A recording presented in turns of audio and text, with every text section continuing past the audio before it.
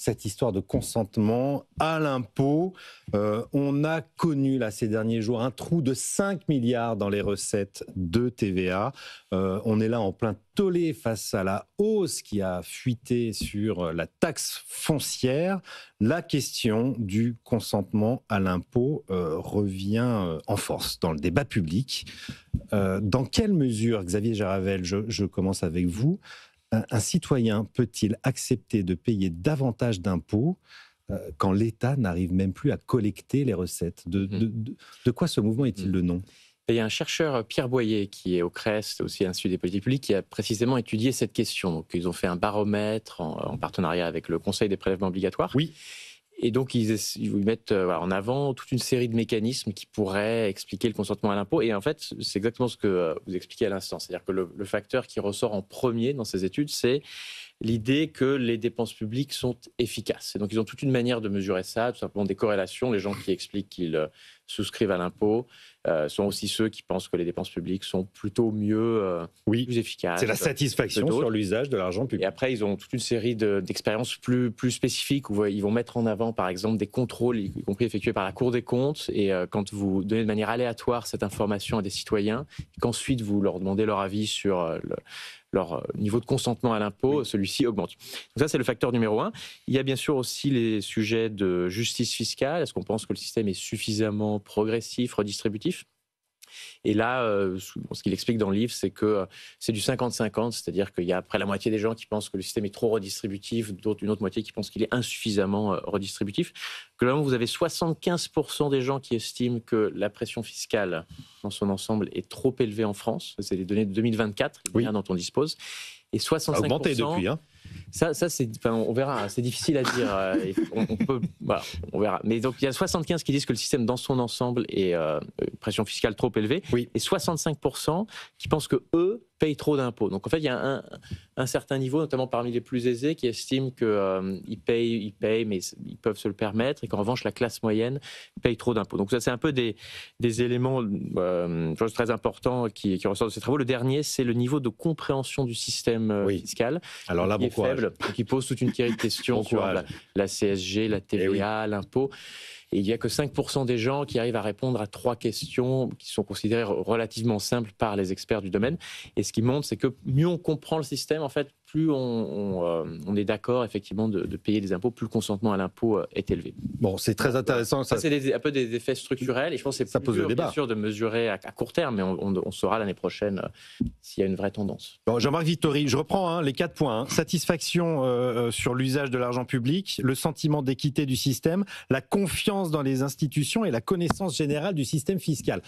On est à 0 sur ces 4 points-là. Ça veut dire que si on cumule ces 4 données, on est sur le point de s'effondrer, non ? On peut rajouter un point, je veux en rajouter un 5e, qui est une comparaison entre un sondage et la réalité. Oui. Le sondage, c'est qu'il y a un tiers des Français qui... un tiers de... que je retrouve le chiffre. Il y a un tiers des Français... Qui estiment le système juste ou injuste. Qui estiment qu'ils reçoivent davantage... Ah oui. Qu'ils ne donnent. Alors qu'en réalité, on pense que alors que des travaux de l'INSEE récents, qui sont absolument passionnants, ont montré que c'était l'inverse. C'est-à-dire qu'il y a 60% des Français qui reçoivent plus qu'ils ne donnent. Donc il y a un écart entre la réalité et la perception qui est c'est diamétralement opposé. Absolument les 2 tiers en profitent, alors que les 2 tiers pensent qu'ils sont perdants. Derrière, je crois que la qualité du service public est absolument essentielle. Et là, il y a aussi toute une série de travaux qui montrent que les Français n'ont pas l'impression que la qualité du service public s'améliore. Et moi, je suis assez persuadé que le consentement à l'impôt serait plus élevé si les Français avaient l'impression que ces dépenses publiques étaient efficaces. Parce que là, il y a un nœud absolument essentiel. Dernier point, je crois qu'il faut souligner à quel point cette question du consentement à l'impôt est essentielle. Le consentement à l'impôt en France est particulièrement élevé quand on fait les comparaisons internationales. Ah oui. On le voit. On est le pays le plus taxé au monde. Ce point est mentionné parmi les toutes premières raisons des agences de notation, d'avoir une notation de la France, de la dette publique française, supérieure à ce que donnerait la simple métrique. Ludovic de Sauté, si on vous dit on a mal compté l'argent, mais maintenant on vous en redemande un peu plus, comment vous réagissez ? Xavier, très justement, dans la notion de confiance, il y a il y a quand même quelque chose, enfin je vais faire un parallèle peut-être douteux, mais peu importe, si vous allez dans un laboratoire d'analyse médicale et que vous apercevez qu'ils sont trompés sur votre sucre ou votre cholestérol, vous changez de laboratoire d'analyse médicale. Bercy, c'est un laboratoire d'analyse décimale, et ça fait plusieurs années que, honnêtement, il est pris à défaut. Honnêtement, il est vraiment pris à défaut. Sur la TVA, ça fait 3 ans qu'on a il est prêt à défaut, mais il est prêt à défaut à double titre. Alors, je vais élargir sur Bercy. C'est-à-dire qu'à la fois, il y a des problèmes de chiffrage. Alors, derrière, il y a sûrement des ruptures dans la consommation. Il y a des évolutions et tout ça.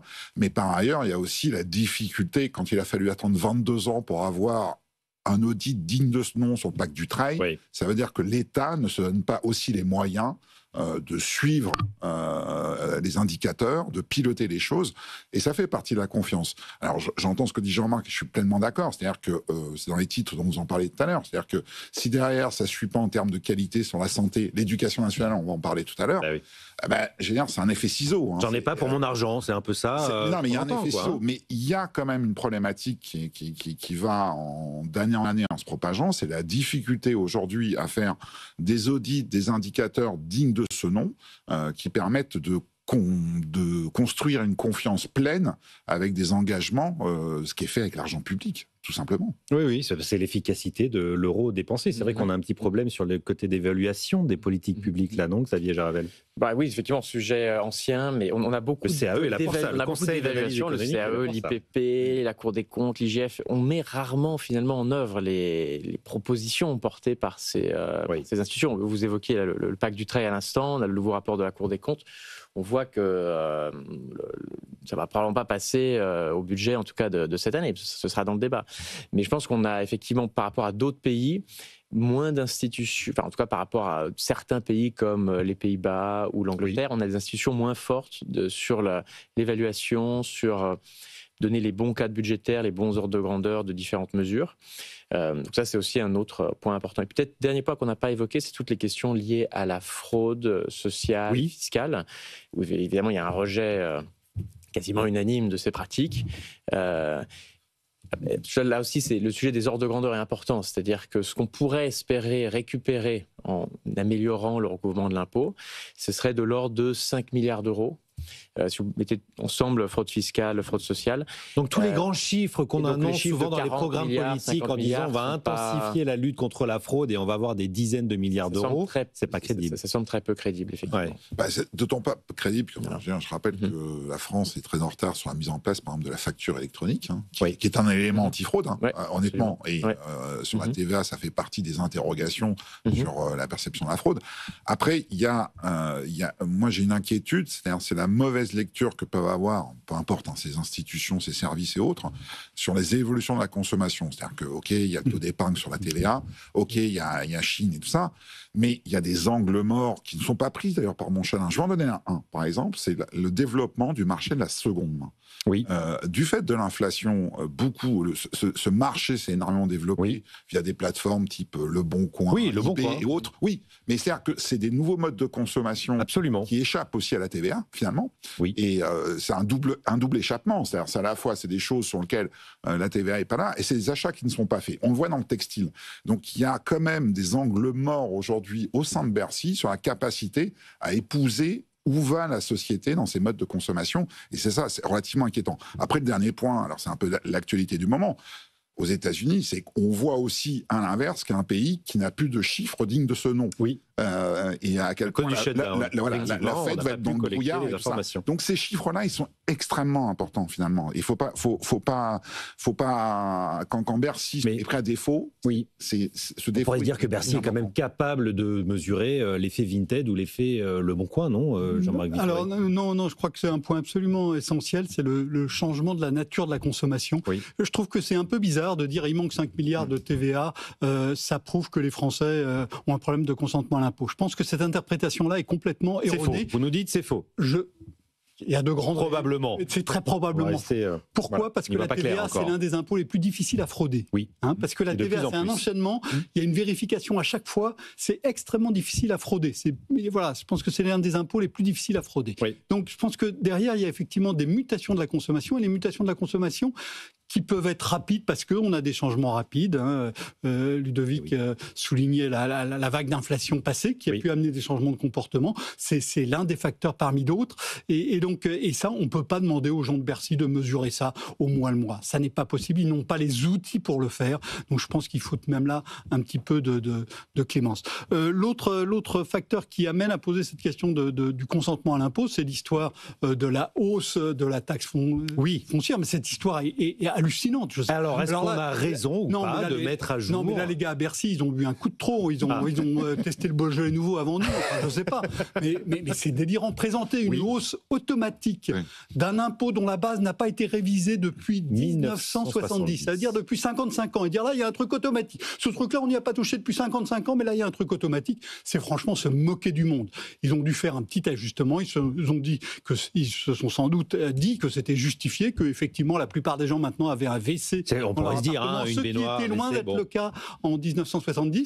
Voilà, parmi les améliorations qu'on oublie toujours, le fait d'avoir une salle de bain ou une salle d'eau, le fait d'avoir des WC, il y a un demi-siècle, c'était pas si répandu que ça. Aujourd'hui, c'est devenu la règle, et c'est normal que ça peut paraître normal qu'on aligne la valeur des logements là-dessus. Le problème, c'est qu'on le fait en douce, on le fait sans prévenir, et on le fait seulement sur un petit point, alors qu'on sait que cette histoire des bases de la taxe foncière, on n'y a pas touché depuis 55 ans, on n'y a pas touché parce que c'est explosif, parce qu'on sait qu'il y a plein de gens qui vont avoir des taxes foncières qui vont augmenter fortement parce que leur logement n'a rien à voir avec ce qu'il était il y a un demi-siècle. Ça, on n'y a pas touché. Et ce chantier, ça fait 10 ans qu'il est sur la table de Bercy. Le projet de loi de finances pour 2015 prévoyait déjà la revalorisation des valeurs cadastrales. Il faut peut-être qu'on réexplique. La taxe foncière, la taxe d'habitation sont calculées à partir de bases cadastrales, des valeurs cadastrales, c'est-à-dire la valeur que vaut votre logement, notamment à la location. Et donc, que valait en 1970. L'haussmannien du centre parisien qui n'était pas très en forme au début des années 70 a des valeurs très faibles, alors que les grands immeubles de banlieue qui étaient tout neufs à l'époque ont des valeurs plus hautes, ce qui fait qu'on paye parfois plus cher en Seine-Saint-Denis qu'à Paris, ce qui n'est pas tout à fait normal. Et là, le PLF repousse à nouveau la mise en place de la mise à jour de ces valeurs cadastrales. Cette mesure-là, c'est un peu le faux-nez de cette réforme qu'on n'arrive pas à faire, non? Moi, je partage tout à fait l'analyse de Jean-Marc. Sur le fond, c'est une bonne chose de mettre à jour ces valeurs, mais il faudrait le faire dans son ensemble et le faire d'une manière qui est portée politiquement, de manière très on voit que c'est compliqué. Là, l'enjeu, c'est quand même 500 millions d'euros, je crois. Oui, les recettes attendues. C'est pas négligeable dans le moment dans lequel on est, donc on peut comprendre aussi qu'ils aient été tentés de faire ça, puisque on voit qu'il y a toujours une justification à mettre à jour. Et ça n'a pas été maîtrisé parce qu'il y a eu des fuites du côté de l'administration. L'idéal, ce serait qu'on puisse reprendre le projet dans son ensemble et le reporter.